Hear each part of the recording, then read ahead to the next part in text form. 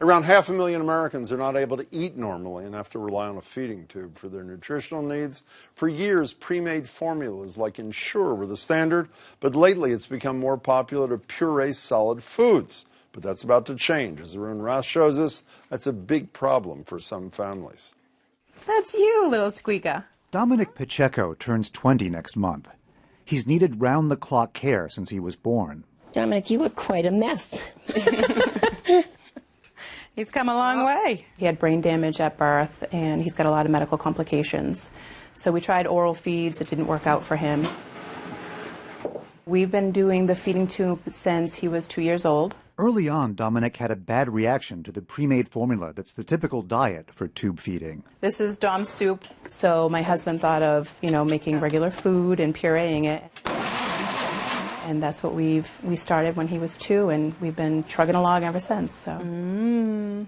Dominic seems happy with the warm food filling his belly and his brother holding his hand. Yummy, yummy in your tummy. We can put oatmeal down there. We can put yogurt down there. We did birthday cake one time with ice cream.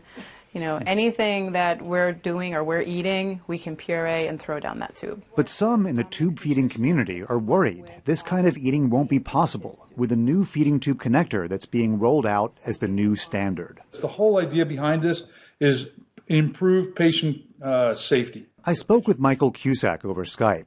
He's the executive director of GEDSA, a trade group that represents feeding device makers.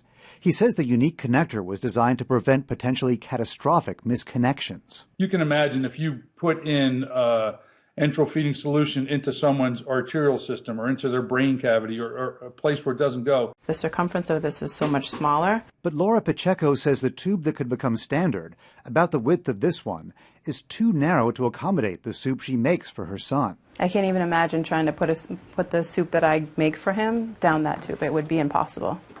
So I would be very angry if that were to happen. But GEDSA maintains independent studies show that the new connector can accommodate blended foods. They must not have talked to families who actually use G-tubes on a daily basis and use real food, because that's impossible to use. She worries that if the old connectors are phased out, she'll no longer be able to feed her son homemade food, which she says is about a lot more than just nutrition. Absolutely. It's a sense of family, a sense of love.